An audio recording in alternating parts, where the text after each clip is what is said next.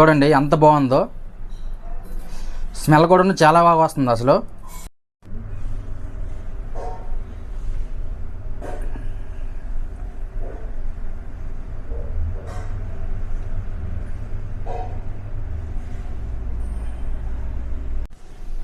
Hi friends, ఈరోజు ఈ recipe అంటే బిర్యానీ మసాలా అనేది ఎలా చూద్దాం.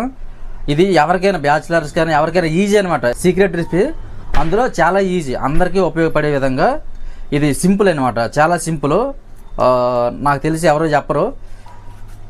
50 గ్రాముల లవంగాలు, 50 గ్రాముల ఇలాచి, 50 గ్రాముల దాల్చిన చెక్క, సోంపు 2 టేబుల్ స్పూన్ల సోంపు, సహజీరా 1.5 టేబుల్ స్పూన్ సహజీరా. ఎందుకంటే మనం ఆల్రెడీ బిర్యానీ ఎసరులో కూడా వేస్తాం సహజీరా, కాబట్టి ఈ సహజీరా అనేది నేను 1.5 తీసుకున్నాను. అలాగే 3 గ్రాములతో అనాస పువ్వు, అలాగే మరాఠీ మొగ్గ అనమాట. ఇది మరాఠీ మొగ్గ 1 పీసు.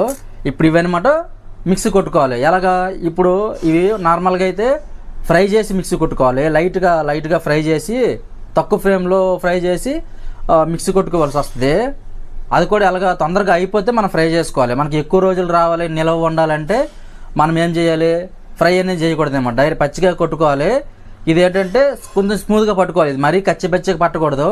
కచ్చే మసాలా అని వేరేగా ఉంటుంది, అది వేరే టైప్ మసాలా. ఇది ఓన్లీ గరం మసాలా అనమాట, బిర్యానీ మసాలే. ఇది ఏంటంటే కొంచెం స్మూత్గా పట్టుకోవాలి పౌడరు. ఇది ఇంకో మసాలా ఉంటుంది కచ్చే మసాలా అనేసి, మళ్ళీ అది వేరు. కచ్చే మసాలా, ఇది గరం మసాలా. అంటే ఇది బిర్యానీకి వాడతారు, అది బిర్యానీకి వాడతారు. కాబట్టి దాని స్టైల్ వేరు, దీని స్టైల్ వేరు. ఇది సింపుల్ అనమాట, ఎవరైనా చేసుకోవచ్చు. ఇది పౌడర్ కొట్టిన తర్వాత మీకు చూపిస్తాను ఏ విధంగా.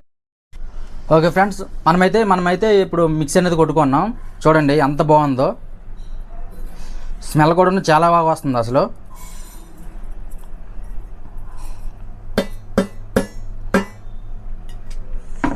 చూడండి, మనం ఇదే మసాలా మటన్ కర్రీకి, చికెన్ కర్రీలకి, వీటికి కూడా వాడుకోవచ్చు. నెక్స్ట్ ఇంకోటి ఏంటంటే మిరియాలు, నేను జాజికాయ పొడి, మిరియాల పొడి 2 సపరేట్ పట్టుకుంటాను. నేను అది కూడా వాడుతాను దీనికి. కాకపోతే సపరేట్గా పట్టుకుంటాను, ఎందుకంటే కొన్నిటికి వాడవలసి వస్తుంది కాబట్టి. అలా అని చెప్పి సపరేట్గా పట్టుకుంటాను. ఓకే ఫ్రెండ్స్, మీకు నా వీడియో నచ్చినట్లయితే లైక్ చేసి, షేర్ చేసి, సబ్స్క్రైబ్ అనేది చేసుకోండి. నా బిర్యానీ వీడియో కావాలంటే నా ఛానల్లో ఉంటుంది, చూడండి. Okay friends, bye.